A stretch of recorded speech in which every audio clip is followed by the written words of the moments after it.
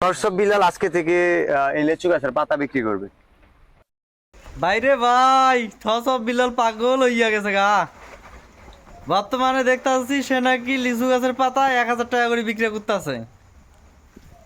যদি এই লিচু গাছের পাতা বিক্রি করে, ঠিক আছে, তাহলে তো সে কুড়িপতি। চিন্তার বিষয়। তার পাগল একগুলো আছে বেড়া, ফেসবুকে নাকি তাদের বেড়া আছে তার অনেকগুলো, সেগুলো হয়তো বা কিনতে পারে।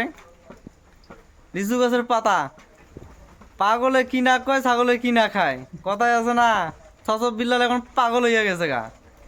পাগল ছাড়া তো এই কথা কখনোই কেউ বলবো না, কারণ লিচু গাছের পাতার তো কোনো কাজ নাই। হ্যাঁ, ছাগলও খায় না, সেই পাতা নাকি সে বিক্রি করতে আছে 1,000 টাকা কইরা।